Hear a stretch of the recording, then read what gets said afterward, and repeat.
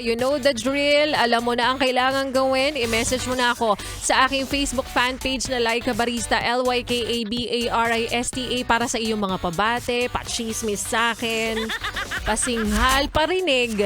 At mamaya-maya lamang iisa-isahin natin pero ng iyong messages. At balikan muna natin, pero ng kwento ng ating Laika Barista moments kanina na pinamagatang That Heartbreak Saved You. Nakwento na akala mo katapusan mo na, pero yun pala, umpisa pa lang na sarili mo naman muna. Sarili mo naman muna ang aasikasuhin, aalagaan, mamahalin, di ba? Pero aminin mo talaga, yes friend, kasi nakakainis naman yung mga moment na talagang yung taong inuna mo, yung taong inisip mo na siya lang, pinaikot mo yung mundo mo sa kanya, na biglang wala na.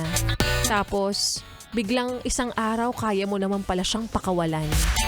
Paulit-ulit man, sabi nga nila, kung para sa'yo, hindi mo kailangang pilitin yung taong ito na mahalin ka. Tapos, kapag nandun ka na sa proseso na para kalimutan siya, wag mo na raw kumustahin at wag mo nang itanong, wag mo nang bisitahin yung kanyang profile, i-delete mo na yung numero, diba? Hindi mo na kailangan yan para mas lalo mo siyang makalimutan. Kahit alam mo sa sarili mo na parang may kaunti pang natitira, baka naman may mga what ifs ka pa, like baka naman kaya pa. 'Di ba? Kahit ang malungkot na katotohanan niyan, you build a man or a woman to destroy you. Ang sakit-sakit, no? Pagkatapos mo siyang pagkagastusan, pagkatapos mong i-upgrade yung fries and drinks niya, tapos yung burger niya, biglang hindi naman kayo para sa isa't isa. At yung heartbreak na akala mo ikamamatay mo, ay ikagagaan pala ng buhay mo. Ay, ang sarap-sarap sa pakiramdam ng ganyan, na ikaw naman ngayon, di ba? Kaya that breakup saved you to become the best version of yourself. Save you from losing yourself. No? Kopya?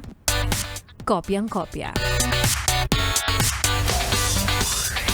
O siya, isa-isayin na natin yung mga yes friend nating manggagamit ngayon. Yes, manggagamit ang tawag natin sa mga taong nagpapabati lang pero walang padala. Pero walang lagay, walang pag-transfer sa GCash.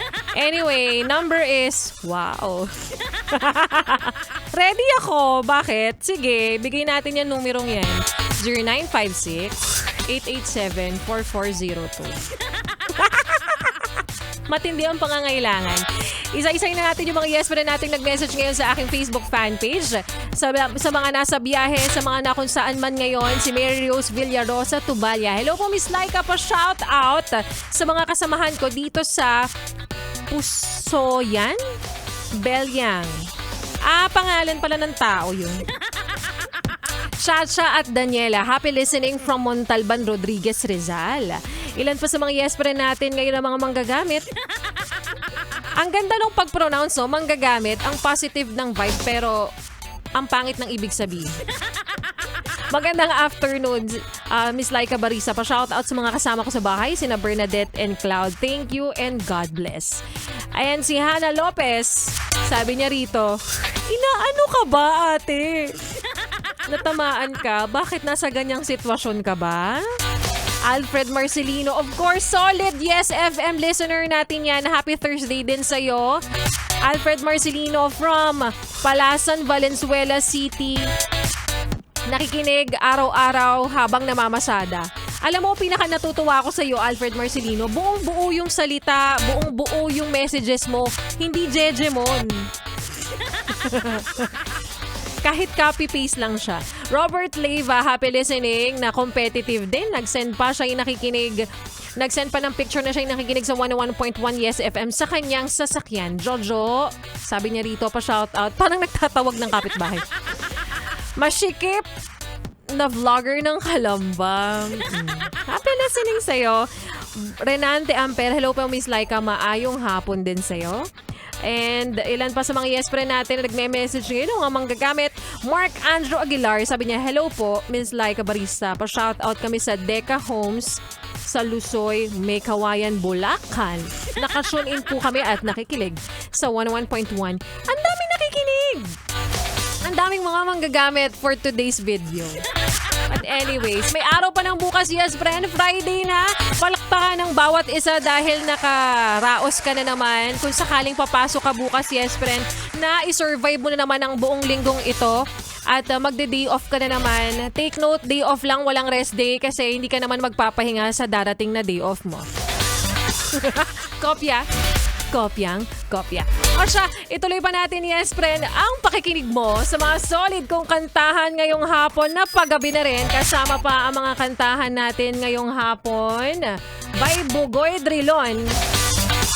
Hilom. Dito pa rin sa iyong paboritong istasyon na kabanding ang 101.1. Yes! FM Solid.